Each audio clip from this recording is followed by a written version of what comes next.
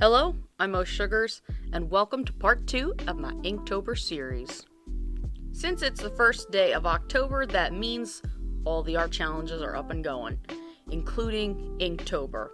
Now, if you're not familiar with Inktober, I'm just going to let you know that it's a pen and ink challenge. It's also uses digital, where you basically draw every day. You can follow the official Inktober prompt list, or you can follow any of the myriads that are on the internet that are also equally awesome. However, I want you to tell me in the comment section below if you're going to also try to do an art challenge this month. Now, in my last video, I took you through my journey or my history with Inktober over the years, and I showed you just a few select years that I decided. In this video, I want to share with you my plan for Drawtober this year. Yes, I'm doing Drawtober, not Inktober. Over the years, I've really tried different things with Inktober.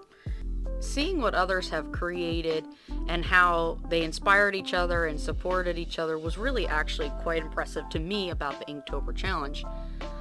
However, I simply want to try a new challenge this year, and that would be Drawtober 2020.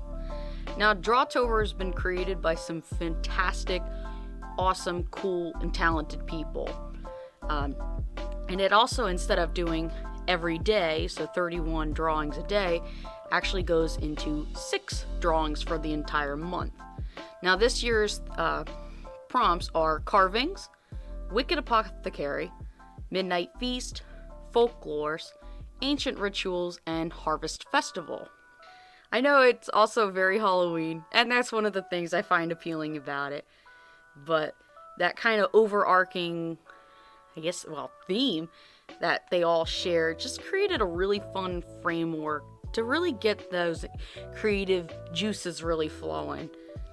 And since Drawtober is open to any medium, I still get to stay faithful to my number one, my love for ink, my ink.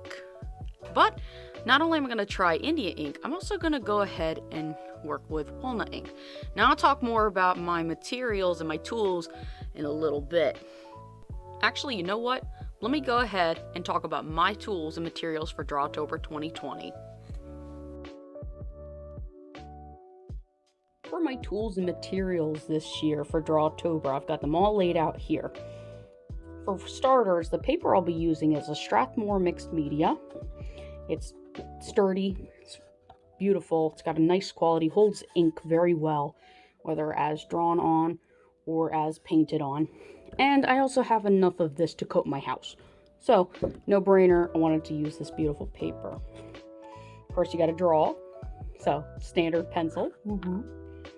And then for my actual line art, I'm going to be using these dip pens. Now, dip pens give you great quality of line, a lot of control, and if you really treat them right, they'll last you a very long time. For the line art itself, I'll be using a Winsor Newton India ink, black. Very good, very sturdy, durable ink. I love it. But for the actual washes, I'll be using this walnut ink, which is, as its name implies, made from walnuts. It has this beautiful brown color. Just something that screams autumn, nature, to me, personally. With a set of rather generic brushes. I don't spend a whole lot, but if you like your nibs, you treat them right, they'll last you a very long time. You just gotta take good care of them. But to supplement any kind of extra need that I have for my line art, I'm going to be using these Tombow brush tip pens, the Fudenosuke's. I apologize if I butchered that. I probably have, so spare me, please. But I love the quality of the line. I love the control that you have, as well as the texture that it creates on top of this Strathmore mixed media paper.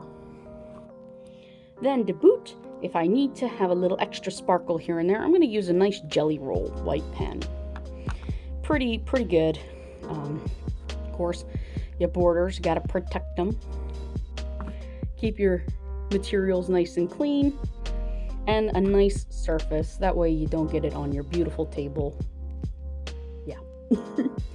No, I love this. So that's what I'm doing for my tools.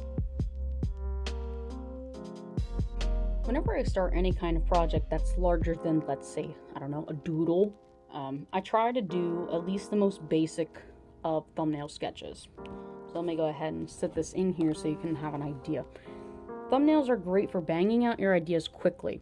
They're not meant to be beautiful, and evidently mine are not, but they were very good for helping me kind of discern what I wanted to do for each of these different prompts for Drawtober. So I experimented with the midnight feast, and then I also experimented with how I'm going to actually tackle the method, or tackle how I'm going to apply the medium, whether that's a stain, or whether that's coloring it in, or kind of a bit of a mixture, right? But the most important part was getting the thumbnails down, because it's a great way to kind of capture your composition, the vision that you're seeing in your mind, and getting it down physically. A physical reference, really. So, kind of going ahead, doing all of this, I kind of struggled a lot with some of the prompts. So, what I also used these thumbnailing pages for was to write down notes. So what kind of imagery came to mind when I thought of, say, folklore, because that's one I struggled with a lot. So what did it bring to mind? And so working off of what ideas kind of started spawning, I did a little research and more ideas spawned, and from there, I kind of really decided what I liked, what I didn't. Would it be kind of strange to attempt doing it a different way? But that's the nice thing about the thumbnailing is, and just remember this too, bang it out, get it out. It's not meant to be beautiful, it's meant to be ugly.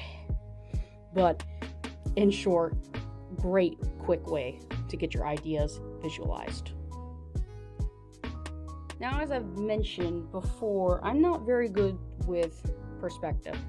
So when I decided to go with thumbnails or compositions that relied more heavily on perspective, I decided to go ahead and use a computer program to kind of figure it out first before I got to my final and butchered it so badly that I'd have to spend extra hours later on trying to correct it. So as you could see, the compositions here for this one relied very heavily on that first person perspective, and it's something I just couldn't visualize or figure out in my head or when I drew it down. So having this computer program, this tool, really is going to save me a lot of time when I try to go do it on the final. And I did it for not only this composition, but for this one as well. It really helped me visualize where things are placed in the space correctly according to perspective. So don't be afraid to use what tools you have on hand. Go for it, and it's going to save you so much time. Just like this, I believe, is going to save me a ton of time. And that is my plan and my tools for Drawtober 2020. I'm very excited about this new challenge. I think it presents a lot of opportunity, a lot of room for some storytelling, and really just something that should be really interesting, at least for me. So that will end this video. If you liked what you saw, please consider giving me a like. Maybe check out my other socials. All my links are in the description below. And I want to thank you for joining me. Hopefully, you'll see a third one coming out in the future, possibly at the end of Drawtober. See you next time.